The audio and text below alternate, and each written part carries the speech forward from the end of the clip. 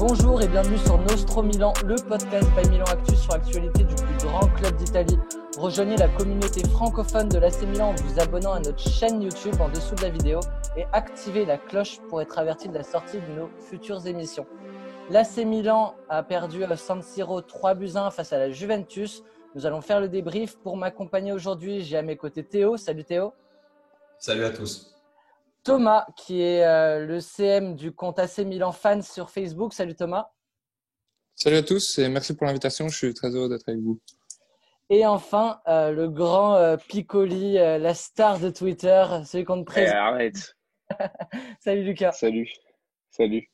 Voilà, on a beaucoup de choses à dire. Voilà, la série s'arrête là pour l'AC Milan. 17 matchs consécutifs, plus de 2 buts par match. Une série de 27 matchs sans défaite en Serie A. Beaucoup de choses à dire. Théo, comment expliquer cette défaite? Qu'est-ce qui s'est passé collectivement parlant? Elle était inévitable, cette défaite. Elle arrive à un moment où on s'y attendait peut-être le moins, mais je pense qu'elle va faire du bien dans les têtes. C'est vraiment le match où on était le plus exposé à la défaite, de par les nombreux absents qu'on avait. Après, dans la manière, j'ai pas beaucoup de regrets. Moi, sur le match, on s'est battu avec nos armes, avec six joueurs habituels, soit pas à leur poste, soit pas sur le 11 de départ. Donc, on se bat avec nos armes. On s'incline assez logiquement. Je pense que c'est un match où on a espéré sur la fin de première période jusqu'à la 60e, mais après, Chiesa est revenu à la charge et on n'a rien pu faire. D'ailleurs, pour la stat, Chiesa qui réalise un doublé hier contre la Juve, contre le Milan, mais son père, Enrico Chiesa, il avait inscrit 17 buts contre le Milan AC. C'était sa cible préférée. Donc, une histoire de famille, visiblement, pour nous faire redescendre un peu les pieds sur terre hier. Je suis toujours d'ailleurs dans l'optique pour moi que Milan doit viser le top 4. Donc une défaite comme ça nous ramène un peu à la réalité. Par chance, l'Inter a perdu dans la même après-midi face à la Samp. Donc c'est un malheur qui se réduit un peu. Mais voilà, une défaite qui devait arriver. Maintenant, je m'inquiète surtout sur les possibles conséquences mentales de Très cette bien. défaite. Thomas, t'en as pensé quoi, toi, collectivement parlant, de nos rossonneries? Moi, je suis assez d'accord avec tout ce qu'a dit Théo. On savait que c'était inévitable. 7 absents, dont 4 titulaires.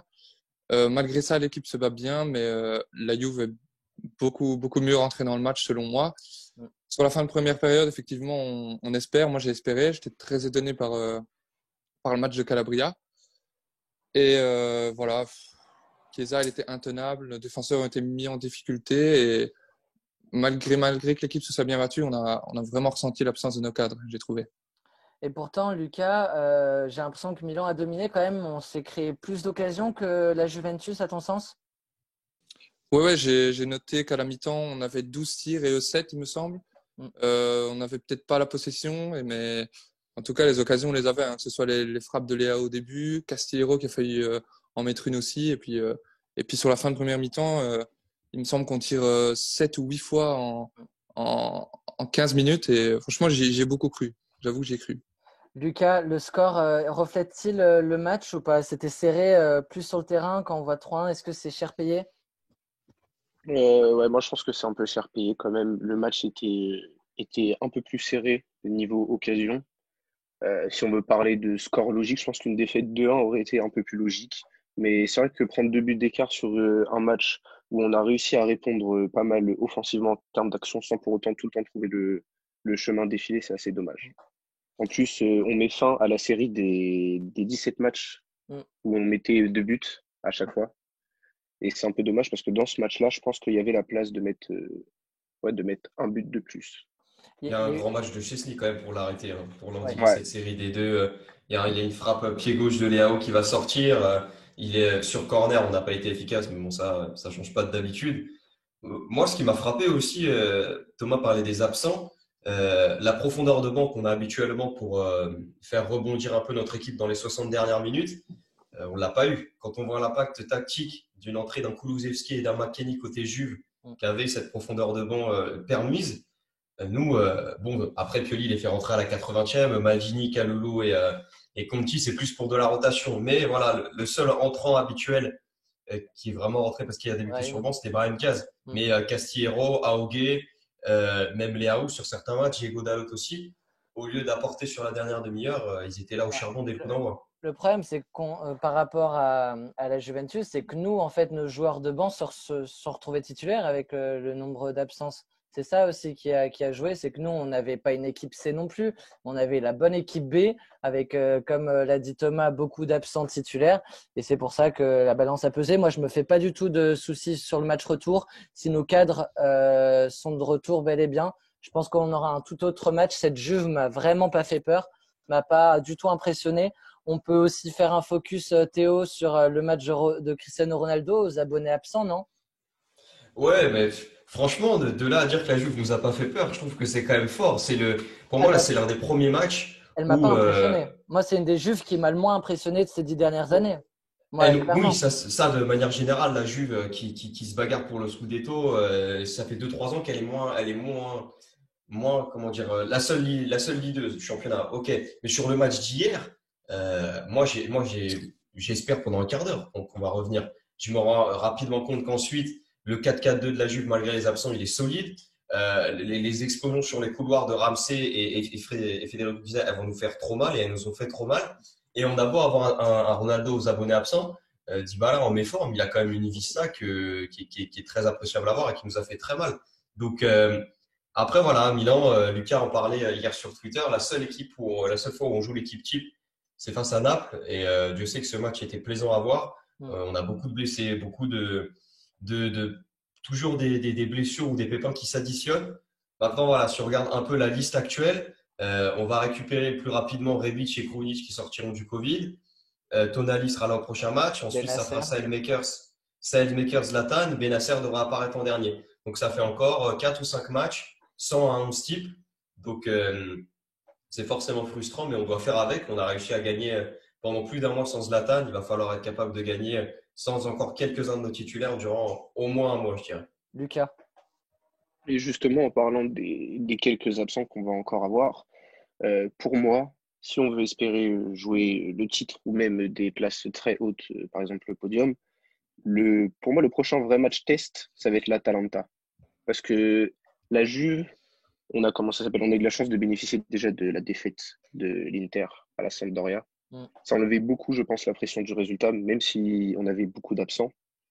Et justement, le match face à l'Atalanta, ça va être un match assez compliqué. On aura toujours des absents, je crois, mais un peu moins. Et c'est vraiment ce match-là qu'il va falloir gagner si on veut continuer à espérer. Avant ça, Il est dans même. 16 jours le match. Ouais, 16 16 jours. jours. Mais avant ça, il y a surtout un sans faute à faire au Torino et à Cagliari. C'est les 2 prochaines échéances de l'AC Milan, tandis que l'Inter va jouer la Roma et la Juve, et la Juve va jouer Sassuolo et l'Inter. Donc là-dessus, c'est plutôt ces 2 petits matchs face au Torino de Giampaolo qui peut nous faire un coup d'éclat avec un Belotti, et Cagliari qu'il faudra vraiment gagner pour s'assurer 6 points, alors que l'Inter et la Juve risquent d'en perdre peut-être face à la Roma et Sassuolo. Cagliari qui a pu gagner en championnat depuis novembre. Ouais. Lucas? Oui, justement, ces 2 matchs, ça va être intéressant de voir comment l'équipe va réagir à sa première défaite en Serie A psychologiquement, etc. Mais vu le Milan qu'on voit depuis le début de saison, ces matchs-là, c'est pas censé être des matchs à problème, surtout si on veut viser comment ça s'appelle, soit le titre, soit les premières places du classement. On doit pas se dire, ouais, faut voir Cagliari et le Torino. C'est vrai qu'il faut voir par rapport au niveau de la réaction, mais techniquement, même avec nos absents, c'est des équipes qu'on est censé battre. Après, le match face à l'Atalanta, ça va vraiment être quelque chose.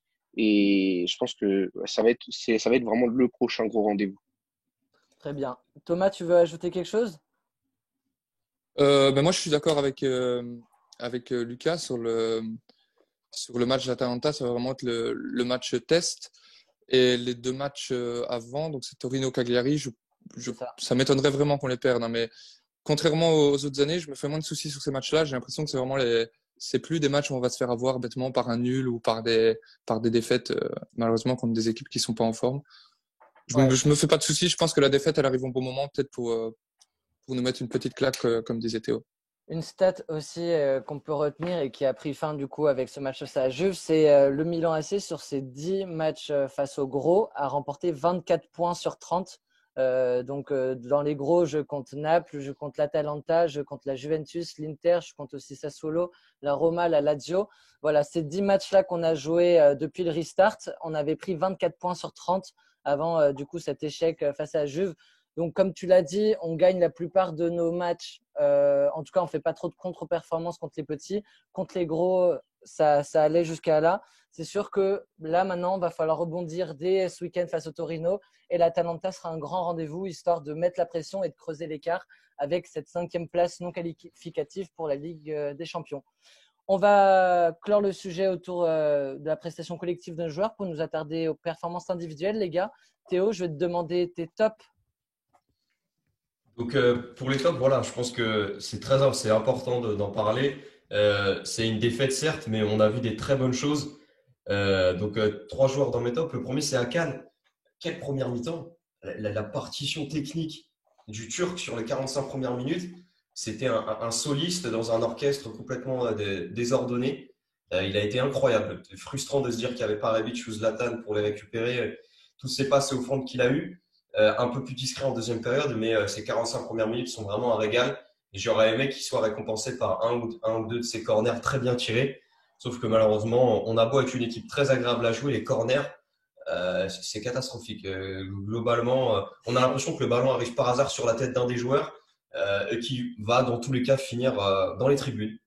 Pas sur un supporter parce qu'on est en huis clos, mais dans les tribunes, sur une chaise vide. Donc ce qui est vraiment assez dommage. En deuxième caissier, l'Ivoirien qui a été une nouvelle fois mis à rude épreuve, qui fait des tests. Hein. Globalement, toutes les semaines, on lui met un joueur, pas à son poste ou pas à son niveau à côté de lui. Il a eu le droit à Krunic, il a eu le droit à Tonali, 25 minutes, qui allait chauffer les douches ensuite. Aujourd'hui, il a le droit à Calabria, qui avait joué déjà à ce poste sous Gattuso. Mais l'Ivoirien a encore répondu présent. Gros match, un apport offensif toujours intéressant à suivre. Et puis défensivement, il a été là pour muscler Dybala. Il y a une action où il peut rien faire, c'est le premier but, parce que la vista de Dybala est très impressionnante. Le joueur le plus remuant et qui mérite pour moi la première place aujourd'hui, c'est Leao. On savait tous qu'il allait être promis à un match pas facile avec des joueurs pas titulaires autour de lui, mais il a été extrêmement remuant. Et c'est un joueur où tu peux pas te dire quand il va toucher le ballon, il va rien se passer. Il a beau être nonchalant dans son attitude, il a beau revenir en marchant alors qu'il a même pas 25 ans sur certains retours défensifs. C'est un dragster. C'est un dragster, ce joueur. Quand il décide de partir, il t'emmène deux, trois joueurs. Il a une qualité et une qualité technique impressionnante. Et j'ai l'impression qu'il gagne aussi en maturité. Le but pour Calabria, pas sûr que tous les jeunes joueurs qui veulent prouver à la pointe d'une équipe en construction mettent la passe en retrait. Il aurait très bien pu forcer sur Chesney et ça aurait peut-être emmené un corner. À la place de ça, il a la lucidité de la remettre en retrait. Ce qui est un classique dans le football depuis un an, mais je suis étonné et agréablement surpris qu'un joueur comme Leao l'attente. Et puis Calabria qui nous régale avec sa lucarne derrière. Donc voilà, mes trois tops. Thomas, t'es top. Alors moi j'ai un peu les mêmes que Théo, mais pas dans le même ordre. J'ai mis en troisième Leao parce que j'ai trouvé qu'il courait partout. On l'a vu plusieurs fois décrocher pour venir chercher le ballon près des milieux de terrain. Et puis quand il part, il va beaucoup trop vite. Il a une palette technique incroyable. Et puis bon, dommage qu'il n'ait pas récompensé avec un but parce qu'il a eu plusieurs frappes, notamment avec des beaux arrêts de Chesney. Et donc voilà, je mets Leao en troisième. J'ai mis Kessié aussi, que j'ai adoré. Il fait tellement d'efforts, il court partout. Et alors, comme disait Théo aussi, moi je suis impressionné par son apport défensif et offensif. Il est bon dans les deux. Comme dit Théo, il est toujours sur Dybala. Et Dybala, il a quand même été bon, mais moins que d'habitude. Et puis il est en progression constante. Il prend une dimension incroyable. J'ai hâte que Benacer revienne pour les revoir à deux. Et mon top du match, c'est Çalhanoğlu parce que vraiment, c'est vraiment notre maestro. Il trouve toujours les passes là où il faut. Il redescend, il défend, il fait beaucoup d'efforts aussi.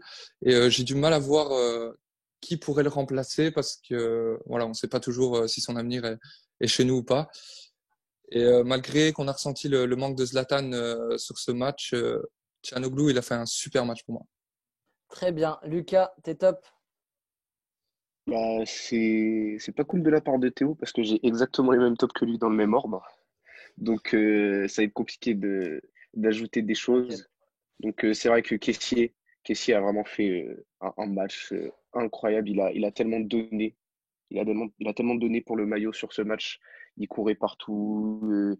Il était bon offensivement. Il apportait quelque chose. Il était là défensivement. c'était vraiment quelque chose de compliqué. En plus, il l'a souligné en ces derniers temps, il joue jamais. Il joue jamais avec quelqu'un de son niveau Ah, c'est terrible, comme hein. Benacer. Et il arrive quand même à répondre présent. Il arrive quand même voilà, à la limite, il te donne pas l'impression qu'il y a un tel écart de niveau. Parfois, il arrive même à couvrir le manque de niveau de son partenaire. Ensuite, en deux, c'est sûr, Çalhanoğlu aussi. Très, très, très gros match de la part du Turc.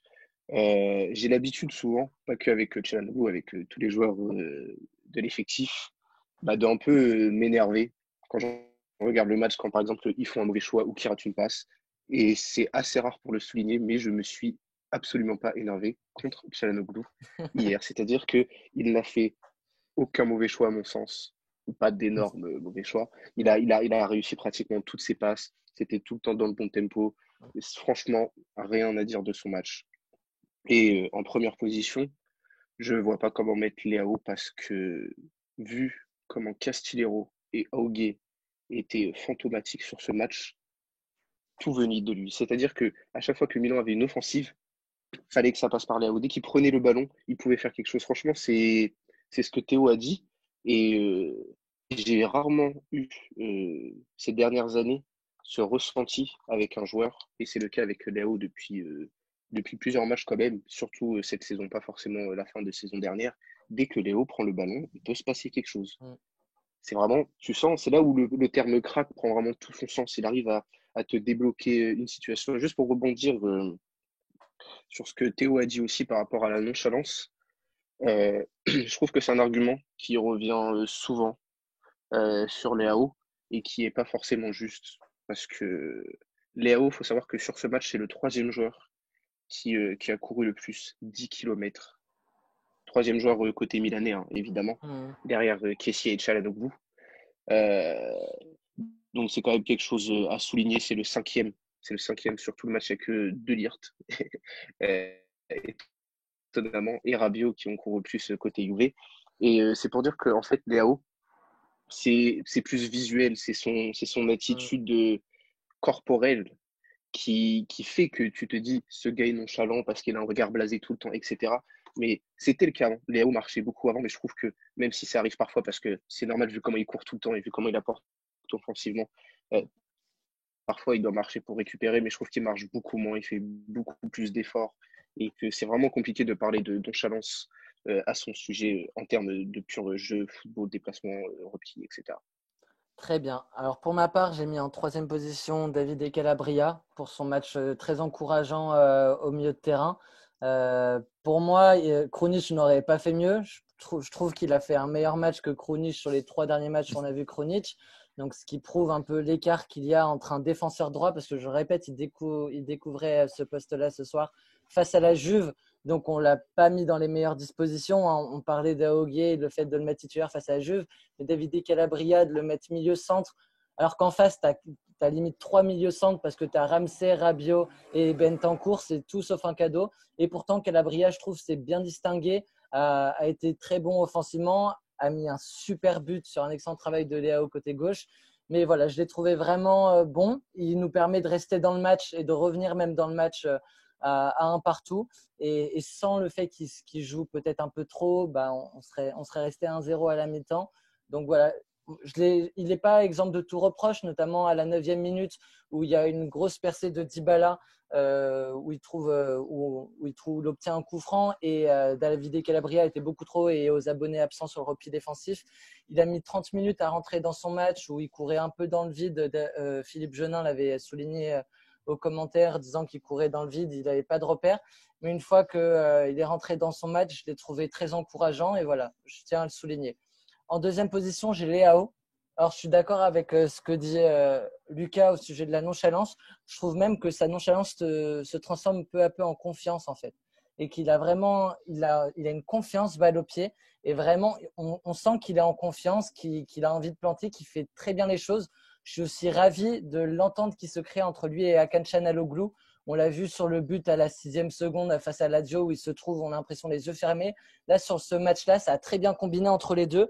Et c'est pour ça que je suis assez optimiste sur le fait que Léao peut être notre futur numéro 9 pour remplacer progressivement Zlatan Ibrahimovic. C'est que vraiment, Il a un impact devant qui est phénoménal. Ils peuvent vraiment faire la différence par des dribbles qui sont très justes.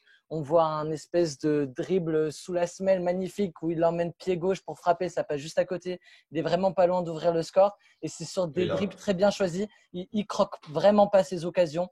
Contrairement à un Daniele Maldini qu'on a vu sur la fin de match nous croquer une occasion en or. Leao fait vraiment les bons choix et là-dessus, il a été phénoménal. Il offre un caviar à Calabria, parfaitement bien servi dans le bon tempo. Et mes félicitations à ce joueur qui est en train d'exploser chez nous. Et enfin, en première position, j'ai Hakan Çalhanoğlu parce que sur les 50 premières minutes, on voit que lui. Il a été extrêmement dangereux. Il a mis Szczęsny en difficulté, malgré que c'est Szczęsny finalement sur le papier qui a remporté le duel face aux Turcs. Mais Çalhanoğlu, s'il n'est pas là, je pense qu'on se fait boire. Je pense que Leao n'a pas tous ces espaces, n'obtient pas toutes ces belles passes, etc. Et Çalhanoğlu est vraiment un métronome à son poste et j'espère vraiment qu'on va le prolonger parce que voilà, il a été élu avant le match meilleur joueur de Serie A ce mois-ci et il l'a pas volé parce que au vu de ses performances, le nombre de passes D qu'il a délivré pendant ce mois de décembre, c'est totalement justifié et là il a fait encore un gros match, une meilleure première mi-temps qu'une deuxième. Mais gros match du Turc qui revient en forme après un mois de novembre compliqué. On va passer désormais au top, les gars. Je vais donner la parole à toi, Lucas. Au flop, tu veux dire? Ouais, les flops, pardon. Et c'était face à Sassuolo, pas face à la Lazio, le rush en 7 secondes. Excuse-moi. Guillaume, si je peux me permettre. Ouais, bah, vas-y, permets-toi. Alors, j'ai longtemps hésité au niveau de mes flops. Et je pense que je vais développer après pourquoi j'ai hésité. Pourquoi j'ai hésité à mettre Calabria, que je ne vais pas mettre, mais je pense qu'il va falloir en parler. On a déjà eu un peu de débat en off, mais il va falloir en parler quand même de son match. Pour moi, j'ai quand même pas mal de choses à lui reprocher et des choses qu'on peut lui reprocher, parce que c'est vrai qu'il n'a pas été à son poste, mais il y a des choses pour moi qu'on peut lui reprocher, que tu sois à ton poste ou pas. Du coup, en troisième position, je vais mettre Romagnoli. Romagnoli, c'est un peu décevant parce que voilà, c'est pas le premier gros rendez-vous qui manque. Ça commence à faire beaucoup au bout d'un moment. On l'aime bien parce que il a quand même l'amour du maillot. Voilà, il se donne souvent. C'est le capitaine. En plus, il est italien. Mais au bout d'un moment, va falloir qu'il retrouve son niveau. On a même l'impression qu'il régresse parfois à certains moments. Et ça devient épuisant. Ça m'épuise tellement que j'ai même pas beaucoup de choses et d'arguments concrets à dire. Il se fait boire. Il se fait vraiment avoir facilement sur plusieurs offensives de Chiesa, de Dybala. Bah, le troisième but aussi, il se fait quand même si ça commence par Théo, le troisième but, il se fait quand même pas mal à voir. Limite, il gâche limite le match de Kjaer parce que pour moi, Kjaer, il avait son débat aux portes du top 3 des tops avec Dalot notamment. Et du coup, bah non, pas du tout, parce que tellement Romagnoli l'a pas aidé. En regardant le match, c'est compliqué de sortir quelque chose de positif de Kjaer, alors qu'il a été bon quand même, tu vois. Non, Romagnoli, franchement, s'il retrouve pas son niveau rapidement, je pense pas qu'il va garder son immunité de capitaine longtemps, vu déjà les performances que Kalulu a réussi à faire pour ses premiers matchs pro, et en plus l'arrivée de Simakan, je sais pas comment ça se prononce exactement. Voilà, il va falloir vraiment qu'il se ressaisisse, peut-être qu'un peu de concurrence, ça va lui faire du bien aussi, parce que sur ces matchs où il est un peu mauvais, voilà, il a personne derrière, parce que Gabia, c'est plutôt récent, le fait qu'on se rende compte qu'il peut tenir quelques matchs, même si des fois ça reste limité, des fois il fait vraiment de bons matchs. Kalulu, voilà, il vient d'exploser très très récemment. Si Macan va arriver, il va faire de très grosses performances. Voilà. Donc là, on va voir Romagnoli sous la concurrence. J'espère que Pioli osera aussi un peu comment ça s'appelle, le bouger. Et aussi, en plus, je l'ai souligné tout à l'heure, c'est le capitaine. Et voilà, on attend, comment ça s'appelle, d'un capitaine, un minimum de leadership. Là, on avait l'impression que c'était Messi au Barça. Le gars, à aucun moment, il a cherché à remotiver les troupes, parce que je pense que, par exemple, après le 2-1, le match n'était pas totalement fini. Non. Après le 2-1, Après le 2-1, je trouve qu'on n'a pas essayé, même si on est un peu allé de l'avant quand même, tu vois, on aurait pu être beaucoup plus incisif, motivé, que ce soit sur toutes les interventions, les duels, Mm. etc. Et c'est un peu le rôle de ton capitaine, de remotiver, ça arrive assez rarement avec Romagnoli. Mm. Ouais, donc au bout d'un moment, j'aime beaucoup Romagnoli, hein. Il a quand même une bonne place dans mon cœur, mais ouais, je commence à en avoir marre. En deuxième Après, position? du coup, en deuxième position, je mettrais Castillero. Voilà. C'était entre lui et Augué, mais pour moi, Augué, voilà, c'est un jeune. euh, Première saison dans le top 5 dans le top 5 des championnats européens. Mm. En plus, voilà, il avait Danilo quand même en face de lui, si je me trompe pas. Oui, il avait Danilo, voilà, défenseur assez expérimenté quand même. Mais voilà, Castillero, il est face à un gamin, face à Frabotta. On jouait à 10 avec Castillero. Il a rien apporté. Castillero n'a rien apporté pendant ce match. Il était absent, que ce soit défensivement, offensivement. Euh, Pareil, c'est épuisant. Surtout que, ouais, franchement, il pourrait apporter quelque chose. Il y a déjà des matchs où il a pu apporter quelque chose, mais là, franchement, sur ce match-là, c'était le néant total. Et en flop numéro un, là, je mettrais Théo Hernandez parce que Théo a vraiment fait un match exécrable. J'ai même pas le souvenir d'un match aussi mauvais de sa part. Il s'est vraiment fait bouffer pendant tout le match.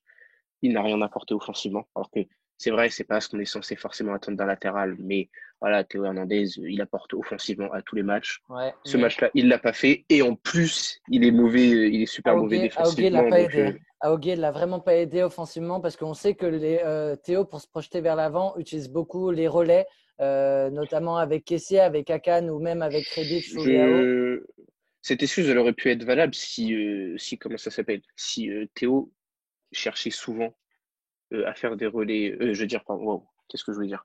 Si Théo était souvent dépendant de ses relais avec Akan, Kessie, etc. Mais on l'a vu par exemple un match face à Sassuolo, Oui, non, mais euh, bien sûr. il a Brahim Diaz sur son côté, voilà, il n'a pas Mm, vraiment cherché de combinaison, de passer avec Brahim Diaz, il arrivait à faire son travail tout seul. mm. Euh, Là, quand tu es face à Chiesa et Danilo, pour moi, même si ça reste de la très grande qualité, et on l'a vu sur ce match, offensivement parlant, quand Théo se projette, ça doit pas lui faire peur. Il doit Mm. pas se dire, oh, je peux me faire arrêter, ouais, ça peut bien défendre sur moi.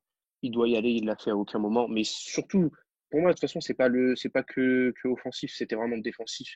J'ai même pas Ouais, besoin d'argumenter. non, non. Sur les trois Il buts. s'est vraiment fait bouffer. Ouais, franchement, le deuxième but, ouais, déjà le premier but, encore la talonnade de Dybala, elle est vraiment incroyable. Tu vois, on peut lui trouver des excuses. Bon, ok, ça arrive dans un match.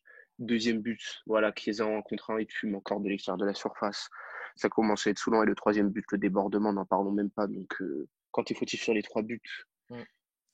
alors que tu es censé être le meilleur latéral, bah, ça l'est pour moi encore, hein, quand même. On va pas tirer des conclusions après un match, hein. Ça reste le Mm. meilleur latéral gauche du championnat. Mais Mais, voilà, mais, mais disons que c'était mauvais, hein. ça l'aide pas lorsqu'il faut parler d'équipe de France, parce que moi, de mémoire, c'est son deuxième grand rendez-vous qu'il perd après l'Inter, la victoire face à l'Inter, mais il me semble qu'il perd son duel face à Hakimi sur le match, plus ou moins quand même. Je te C'était vois faire serré, l'amour. C'était c'était serré, mais il a serré. été Il mis y en a eu un petit difficulté. avantage à Hakimi, mais Ouais, oui, oui. mais Et tu vois, Hakimi, c'est un client aussi. c'est typiquement Là, il les n'y avait pas de matchs. client. Bah, il y avait Chiesa et on n'attendait pas Chiesa à ce niveau-là et Théo Non, s'est mais fait là, bouffer. on parle du meilleur latéral gauche et du meilleur latéral droit du Hmm, championnat hmm. qui s'affrontaient. Tu vois ce que je Oui, veux oui, dire? oui, non, mais je suis d'accord. C'est deux profils qui sont bons défensivement, bons offensivement. Mais Voilà, c'était. là où je veux en venir, c'est qu'en fait, ça l'aide pas dans sa campagne à l'équipe de France, Théo, parce que c'est typiquement les grands matchs, ces grands rendez-vous-là que potentiellement Didier Deschamps peut observer et regarder lui-même avec ses yeux, et que là-dessus, ça lui a fait tout sauf une bonne pub. Ah Là-dessus, oui. non, Théo, je te vois faire l'amour aussi. Ça serait de mauvaise foi de dire que c'est qu'un match référence, mais ouais, non, le cas en pareil, c'est décevant. T'as Frabotta en face. Frabotta, ça joue la série B normalement. C'est un Frabotta est bon, mais Frabotta, genre, moi, je suis content que Pirlo l'ait lancé, mais c'est typiquement le genre d'ailier qui aurait pu être prêté en série B et Mais revenir à la fin d'une non, saison. Théo, Il est en Frabotta, il est de face. l'autre côté, hein. Il est de l'autre côté, hein. Il est de l'autre côté. C'est Danilo qui l'a en face, Théo? Oui, c'est J'ai un Danilo. doute. C'est pas forcément ça, c'est que Théo, il paye pas. Enfin, réduire Théo à un match compliqué là, sur sa future campagne européenne avec l'équipe de France, c'est très réducteur. C'est un joueur qui nous impressionne depuis le début de saison. C'est un match certes très décevant. Il y a beaucoup de circuits de jeu qui n'ont pas marché, etc. Mais après, c'est aussi la chose à laquelle on s'expose avec Théo. Quand offensivement, il n'apporte pas, on a l'impression que derrière, ça mine sa confiance. Et Théo Hernandez, défensivement, c'est pas une nouveauté. Il sait qu'il doit s'améliorer là-dedans. C'est pas la première fois. Ouais, et là où je vais tendre la perche peut-être à Lucas pour évoquer le rôle de Calabria, c'est que quand on avait l'habitude que Kessié couvrait systématiquement Théo, Kessié s'est peut-être fait dépasser dans les événements parce qu'il devait et couvrir les montées de Théo et couvrir les montées de Calabria, et du coup il s'est retrouvé totalement dépassé, laissant du coup la place plus à un Romagnoli lorsque Théo était trop haut, et derrière on s'est retrouvé plus en difficulté sur le côté gauche de Théo Hernandez.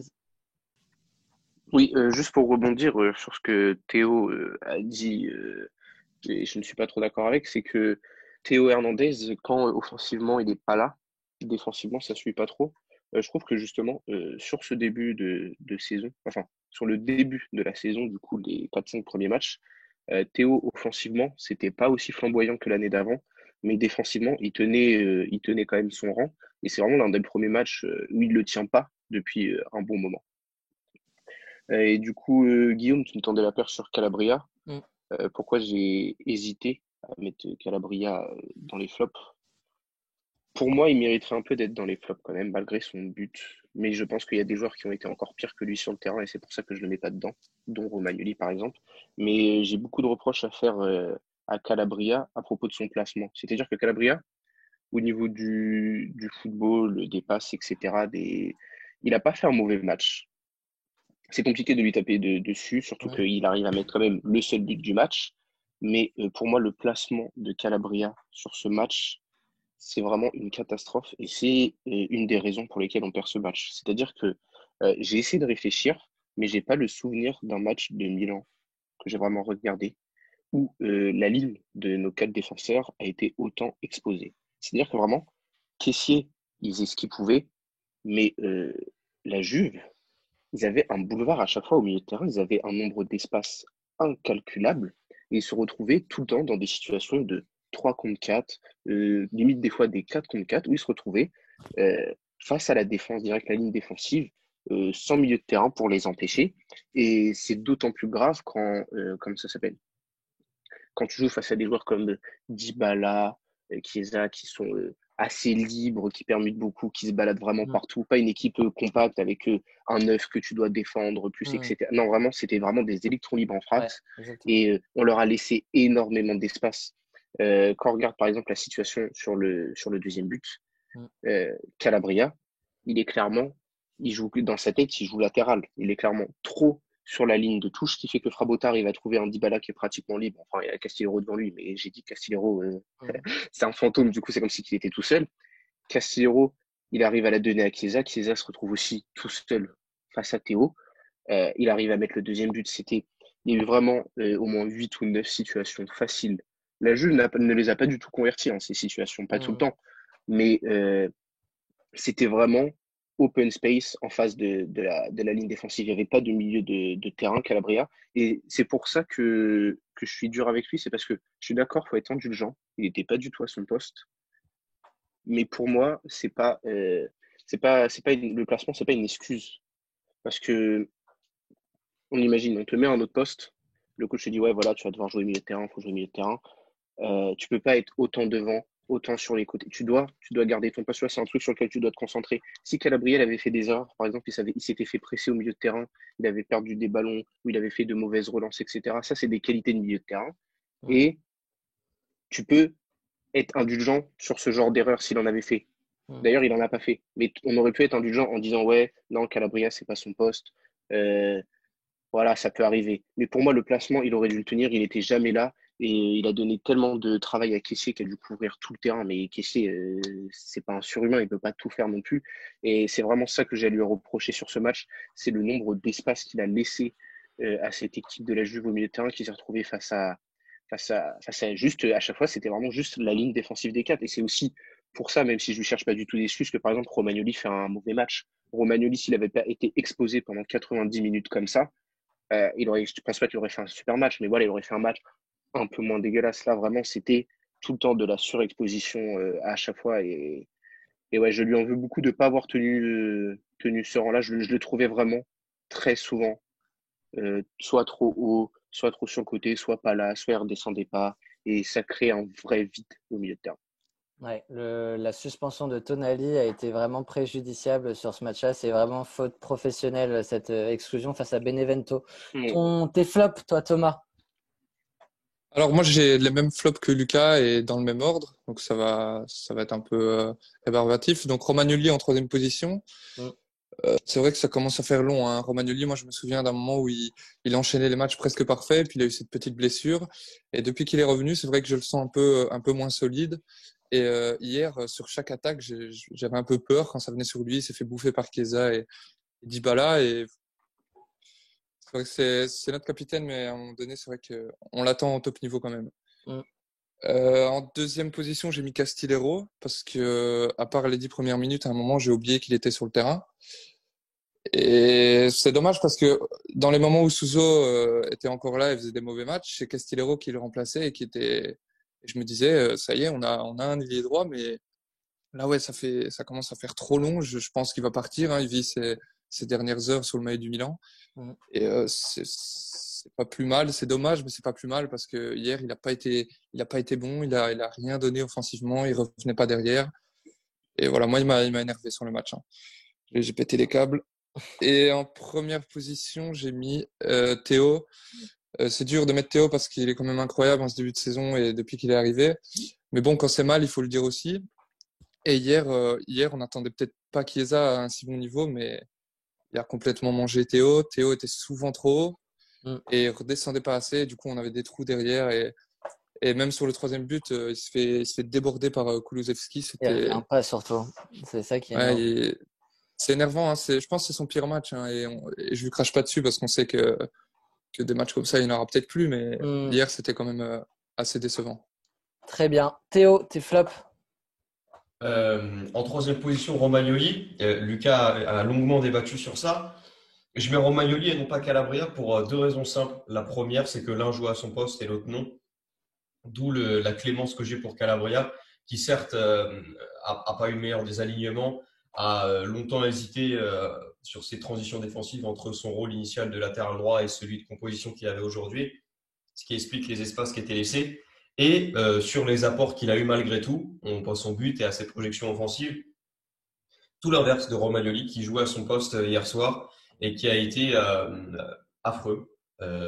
Et Lucas a expliqué la surexposition qui explique peut-être certaines de ses actions ratées, mais globalement, c'est un capitaine en perdition qui, si certes il a eu un bon début de saison la saison passée, il y a eu cette blessure un peu pénalisante au mollet dont Thomas parlait, le retour aux affaires est très compliqué et dans ce contexte où il est plus le meilleur défenseur dans la charnière, comme je disais dans des émissions précédentes, on doit en attendre plus.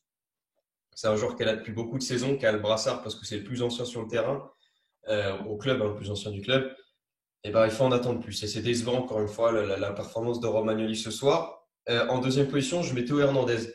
J'aurais pu le mettre en premier, mais voilà, Thomas le disait très justement, ne pas céder à la culture de l'instant sur ce genre de match, c'est important. Il réalise l'un de ses pires matchs de la saison, mais il sera sûrement de retour sur le prochain. Donc voilà, une déception notable parce que offensivement, il n'a pas été suffisamment perforant pour faire peur à la vieille dame. Et défensivement, c'était pas le cas non plus. Et puis pour finir, Castillero qui ouais, est transparent. C'est terrible parce que sur les 15 premières minutes, il aurait pu s'offrir une ou deux occasions pour se mettre en confiance. À la place de ça, il a rien tenté de très probant. Et puis pire que ça, il joue les 90 minutes. Ça aussi, grande incompréhension sur le fait qu'il ne soit remplacé à aucun moment. Donc deux déceptions notables et un nouveau match à oublier pour Castillero qui, à mes yeux, vit de plus en plus sa dernière saison sous le maillot milanais. Très bien. Alors moi, pour mes flops, ça va être, je suis d'accord avec vous sur Théo en première position et Romagnoli en deuxième. J'ai souligné là en troisième position, j'ai mis Jens Peter Hauge. Marco avait sonné un peu, avait mis un avertissement dans la dernière émission sur le conseil de classe en disant que attention à Jens Peter Hauge qui fait de très bonnes prestations en Europa League. mais en Serie A, c'était un peu plus timide, etc. Et là, je ne l'ai vraiment pas trouvé en forme face à un Danilo qui est OK, un défenseur d'expérience, mais qui n'est pas non plus une référence à son poste. Jens Peter Hauge a perdu 12 ballons hier, a gagné 0 duel sur 4. Donc voilà, vraiment aux abonnés absents. Il sort peu après c'est quand il sort autour de la 50e minute ou 55e minute, je crois, Jens Peter Hauge. Mais voilà, très timide. Et surtout, il a été coupable de deux mauvais choix, je crois, où vraiment il a deux bons ballons sur son côté et il trouve une passe. Il essaye de trouver, je crois, c'est Léao qui fait un appel côté gauche, mais qui est vraiment très difficile et très excentré. Et il le sert lui plutôt que tenter sa chance. Et voilà, pour moi, c'est encore trop léger pour Jens Peter Hauge. Après, j'adore ce joueur, hein, donc je le blâme vraiment pas et ça conditionne pas du tout ses futures performances et même ce qu'il a pu faire avec nous précédemment en Ligue Europa notamment. Mais voilà, je trouve que faut le souligner, il a été décevant et pour moi, c'est mon troisième flop. Voilà, messieurs, on va finir là-dessus. Oui, Lucas. Je voulais juste rebondir rapidement ce que tu as dit justement par rapport à la sortie de Hauge, qui non, justement s'est effectuée à la 67e minute. Et c'est compliqué de charger Pioli. Voilà. Mais j'ai un petit reproche quand même à lui faire sur ses changements. Je pense que Brahim Diaz aurait pu rentrer un peu plus tôt dans le match, aurait peut-être pu rentrer aussi à une autre position. Je pense soit à faire sortir Calabria ou peut-être Castillero. Moi franchement, je suis pas coach de l'AC Milan, mais j'aurais aimé que comment ça s'appelle, que Akan redescende un peu sur la fin du match et laisser Diaz en 10 parce qu'on sait que Diaz en 10 il est dans son élément et il aurait pu apporter beaucoup plus et aussi peut-être faire rentrer Diaz un peu plus tôt, sortir Hauge pareil un peu plus tôt, mais surtout Castillero aussi beaucoup plus tôt. C'est pas normal que Castillero joue pratiquement les comment ça s'appelle, les 90 minutes. Et je pense que c'est ce qui amène aussi le troisième but. C'est un peu le manque de réaction de Pioli parce que à la 62e, on prend le deuxième but, il y a 2-1. C'est pas totalement mort. Et je pense qu'avec un meilleur coaching, on aurait peut-être pu aller chercher un nul dans cette rencontre. Mais c'est comment ça s'appelle, c'est sous réserve. Je cherche pas Pioli à fond plus, mais je pense que je dis pas qu'il a une énorme part de responsabilité dans la défaite, mais il aurait pu faire mieux. D'autant plus que Pirlo, juste après le deuxième but, sort Chiesa et Dybala. Et là, il y avait la place un peu comme les changements qu'avait fait Simone. Exactement. Les changements qu'avait fait Simone Inzaghi. Exactement. Mais tu sais que j'y ai pensé pendant le match. Et franchement, exactement. Là, il y avait la quand il a fait ces changements, ouais. Ça m'a fait penser exactement au match face à la Lazio et je me suis dit, peut-être qu'il y a la place d'aller chercher un nul. Il a fait une erreur en sortant ses deux meilleurs joueurs. J'ai pensé exactement à ce match-là. Et la réaction. Je suis d'accord avec toi. On va clôturer du coup ce sujet autour du match face à la Juventus pour nous attarder au débat du jour, messieurs. Et la question suivante a été prise du coup par Rudy Charisme sur Twitter. À qui doit-on notre retour au sommet? 1. La tactique élaborée par Pioli, le mercato de Maldini ou l'impact psychologique de Zlatan. On sait que c'est une formule et que les trois en font partie, mais je vais vous demander de vous mouiller, les gars, et de me dire quel est l'élément parmi ces trois-là le plus prépondérant. Je vais te donner à toi la parole, Thomas. Ben moi, comme tu dis, je suis d'accord que c'est une formule, c'est un peu des trois. Mais si je devais en choisir un, comme tu me l'as demandé, je dirais l'impact psychologique de Zlatan. On sait qu'il bonifie notre équipe par son exigence. À chaque interview, les joueurs le disent. On a besoin de Zlatan, il nous fait du bien. Là, depuis son absence, bon, on continue à gagner les matchs, mais voilà, on marque plus devant. On marque encore, mais c'est pas les attaquants qui marquent. On a vu Kalulu marquer, on a vu Calabria. Et voilà, on sait que depuis qu'il est à Milan, tout le monde se donne à fond et tout le monde est poussé à toujours faire mieux, mieux, mieux, tellement il est exigeant et tellement il fait du bien. Maintenant, la tactique de Pioli, c'est quand même quelque chose, hein. Tous les automatismes du trouvé. Je pense à Rebic Théo à gauche, à Selemakers Calabria à droite. Et il faut pas oublier aussi le mercato de Maldini, hein, qui nous ramène Théo, Kiar et puis les jeunes comme Selemakers, Hauge et Brahim. Donc je pense que c'est une formule, mais je pense que sans l'impact de Zlatan, on serait peut-être pas premier aujourd'hui. Théo? Moi, je vois un effet domino où les trois ont un rôle qui s'enchaîne les uns aux autres. Thomas parlait de l'importance de Zlatan. Moi, j'aurais quand même tendance à mettre Pioli en premier pour son impact tactique et la révolution du schéma de jeu qu'il a pensé. On en avait vu les prémices face à l'Inter où c'était un 4-4-1-1, pas encore le 4-2-3 habituel. Et progressivement, ce 4-2-3 s'est installé finalement seulement un mois après l'arrivée de Zlatan. Donc, c'était quand même quelque chose qui était préparé en amont et qui a sûrement d'ailleurs été accéléré par le 5-0 face à l'Atalanta. On s'est dit que voilà, il va y avoir une révolution tactique. Donc Pioli amorce cette révolution tactique. Zlatan la représente parfaitement avec son rôle de pivot à la pointe du 4-2-3-1. Et Maldini consolide le 4-2-3-1 en apportant des renforts à divers postes. Thomas parlait de la jeunesse. C'est vrai que c'est des postes où on a des doublures et donc ces jeunes joueurs peuvent se former. Et il y a d'autres joueurs qu'on a confirmés qui ne sont pas partis, qui du coup permettent, grâce à la gestion de Maldini, de continuer on va dire, le renforcement tactique mis en place par Pioli et de continuer à évoluer sous la houlette mentale, on va dire, de Zlatan, qui est quand même un facteur X. On le voit sur le banc, la joie qu'il avait hier sur le but de Calabria. Euh, c'est un leader né, et même Simon Kjær qui s'était mis à donner des conseils de replacement sur la fin de la dernière rencontre face à Benevento. Il y a beaucoup de leaders nés dans cette équipe. Mais Zlatan, je pense, voilà, est le plus prépondérant. Mais sur l'ordre final, pour moi, c'est Pioli, Zlatan et puis Maldini. Très bien. Ouais, Pioli, c'est ça. En fait, l'effet domino, il est d'abord peut-être dans l'ordre Maldini. Je les classe pas, mais dans l'ordre chronologique, Maldini t'apporte des renforts comme Théo, comme Bennacer, de très bons coups. Pioli, ensuite, après le départ de Giampaolo, met 2-3 mois à connaître son effectif. Et après, il a la chance et l'opportunité pour lui, qui est le Covid, et d'avoir vraiment 2 mois et demi de break pour construire sa tactique, pour élaborer sa tactique. Et premier jour de retour de la Serie A, il nous pose ce 4-2-3-1 magnifique avec un caissier métamorphosé, un cadre métamorphosé, un Bennacer qui, quand Giampaolo le faisait pas trop jouer, mais sur les premiers matchs de Pioli, était pas le Bennacer qu'on a maintenant, était pas aussi intraitable que maintenant. Et Pioli vraiment te ramène cette patte-là, ce 11 magnifique, cette tactique incroyable. Mais je trouve que l'apport de Zlatan fait vraiment toute la différence, plus que Maldini finalement, parce que je trouve que Maldini te ramène les joueurs. Mais je pense que ce qu'ils deviennent, c'est grâce à Zlatan. C'est grâce à l'état d'esprit qu'a inculqué Zlatan à un Bennacer, à un Théo Hernandez, à un Kessié, à Kjær. Enfin, je sais pas, mais en gros, il a tiré vraiment tout le groupe vers le haut. Et ok, on peut souligner, enfin, vraiment, le mercato de Maldini est vraiment à souligner. Il ne faut pas lui enlever ce mérite-là. Autant je pense que Zlatan a fait un travail derrière avec les joueurs pour les encadrer directement et leur apporter cet ADN d'A Milan et ce côté mouiller le maillot, défoncez-vous pour ce club. Hors de question de rentrer avec une défaite. Et cette haine de la défaite qui devient notre ADN parce que derrière la série qui a suivi, c'est complètement fou de passer de rien à tout en si peu de temps, quoi. La transition entre le Milan de la Banderera et le Milan Madine Zlatan et Pioli, il est incroyable. Il se fait sur 2-3 matchs.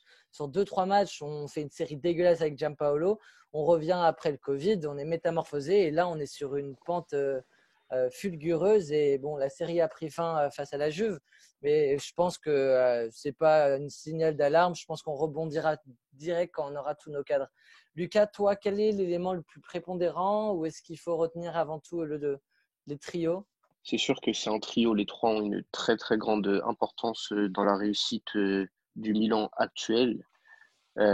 Cependant, je pense que Zlatan est l'élément le plus décisif. Son arrivée est vraiment l'élément le plus décisif de notre réussite. C'est un peu bête de penser comme ça, mais si on regarde le trio et qu'on enlève un élément, par exemple, si on enlève Pioli, avec l'arrivée de Zlatan et un mercato digne de ce nom, quand même, de Maldini, vraiment de très très bonnes arrivées. Je dis pas que tous les coachs auraient réussi, mais je pense que voilà, Pioli n'est pas le seul coach qui aurait permis de trouver un bon système, cette réussite, etc. Même s'il faut rien enlever à Pioli, hein, il fait vraiment un travail exceptionnel. Voilà. Pareil avec un autre directeur sportif, même si Maldini fait vraiment de très très bons choix, très peu d'erreurs, vraiment de super bons transferts. Un autre directeur sportif. Après, ça, c'est des suppositions, vraiment, c'est avec Non, mais ici je on vois où fait de tu veux nous. en venir. Mais je Je pense, suis mais je pense d'accord. qu'un autre directeur sportif aurait pu aussi faire de bons transferts. Je dis pas que tous les directeurs sportifs auraient pu en faire, parce que Leonardo est vraiment mauvais. Mm. Mais voilà, et vraiment, l'arrivée de Zlatan, c'est vraiment le seul truc dans ce trio qui est irremplaçable. On aurait pu faire venir n'importe quel joueur d'expérience. Je pense pas qu'il aurait pu apporter Mm. la mentalité de vainqueur de Zlatan. Même par exemple, même si c'est impossible, hein, même si on avait fait venir Cristiano Ronaldo qui est vraiment un champion, une mentalité de champion, évidemment que sportivement il aurait apporté énormément, mais la mentalité de Zlatan, la mentalité que Zlatan a apporté, lui, de professeur, ce rôle de professeur, Mm. de papa à tout le groupe, un joueur comme Léao, regarde, tu vois, un joueur comme Léao, la transformation, on l'a encensé justement pendant tout le début de l'émission, la Mm. transformation de Léao, il n'y a pas de Zlatan. Léao, je ne pense pas qu'il arrive à progresser Mm. aussi rapidement. Il y a vraiment plein de joueurs qui se donnent beaucoup plus parce qu'il est là, ou même après, on l'a vu, il était absent, il n'est même pas dans les tribunes. Ça y est, il a vraiment réussi à installer quelque chose dans le groupe et je pense que même un coach ne peut pas ou peut difficilement installer une telle mentalité dans un groupe. C'est vraiment incroyable ce qu'il a fait. Je pense même pas qu'il y ait un joueur au monde qui aurait pu instaurer une telle mentalité également au groupe. C'est ça, c'est comme tu dis. Moi, je pense que tu ramènes un Cristiano Ronaldo à Milan ou quoi, il va te prendre un ou deux joueurs sous son aile, la ligne d'attaque ou quoi. Zlatan, c'est le patron de tout un groupe. C'est impressionnant de la mentalité qu'il a inculquée aux défenseurs, au milieu de terrain. Et c'est ça, c'est le rôle de grand frère, comme il l'a dit. Et c'est un peu la métaphore qu'on peut faire avec Zlatan. C'est j'ai 2 enfants en Suède, mais j'en ai 25 à Milan. Et c'est ça, en fait. C'est vraiment le daron du vestiaire. Et tu te fais engueuler, tu te fais disputer si tu loupes ta passe, si tu lui mets pas la balle à lui ou si tu rentres à la mi-temps avec un score négatif ou en ta défaveur. Voilà, je pense qu'il a un rôle prépondérant. Dites-nous, vous, dans les commentaires, ce que vous pensez. Si jamais vous trouvez que Zlatan Ibrahimovic a le rôle le plus prépondérant, si la formule fait que Milan est revenu au sommet. Thomas, tu veux rajouter un mot? Moi, c'est bon. Je suis d'accord avec ce que vous dites sur Zlatan, hein. Même quand tout le monde sera au top niveau, Zlatan les poussera à faire encore mieux. C'est un peu le patron de tout le monde, hein. Quand il parle dans le vestiaire, tout le monde l'écoute. Et voilà, je suis bien content qu'il soit revenu et j'espère que 2021 sera aussi bien pour lui et pour nous. C'est ton petit instant promo. Thomas, si tu veux nous parler de ton compte AC Milan Fan sur Facebook, vas-y. Ah bah, je vous remercie, c'est gentil, hein. Je suis donc AC Milan Fan, c'est ma page sur Facebook. Et je suis aussi sur Insta et sur YouTube. Mm. Et donc, voilà, hein, je C'est quoi, suis ça réunit 40 AC 000 abonnés, je Milan-fan. crois, c'est ça? Ouais, 45 000 depuis hier. C'est une Je grosse m'attendais commu. pas à ce que. Ouais, je m'attendais pas. Après, ça prend moins sur Insta et YouTube, mais voilà, Ça marche. Ok, bah très c'est bien. gentil. Très bien. Merci Lucas. Toi, on te retrouve tous les jours, toutes les heures, toutes les minutes sur Twitter. Merci Théo aussi, qui est aussi sur Calcio Mio. On le dit pas assez dans cette émission, mais qui est aussi intervenant sur Calcio Milo. Théo? Et oui, c'est ça, on est là pour parler football italien. C'est bien de parler du Milan ici, mais Calcio Mio, si vous voulez ne rien louper de l'actualité du football italien, c'est sur le site que ça se passe pour le coup. Et puis, on se retrouve du coup ce week-end avec un gros match. On attend une réaction du Milan face à Torino. En attendant, Face à l'ogre du Torino, qui voilà, joue les premières places, hein, cette saison, on le rappelle. avec le Première place avec du Fantabo, diable, puisque ça se bat avec la Spezia et le Genoa. Gros duel. avec El Mister C'est Giampaolo bon, ça. aux commandes. Voilà, en attendant, prenez soin de vous et puis Forza Milan, ciao. Ciao à tous. Ciao.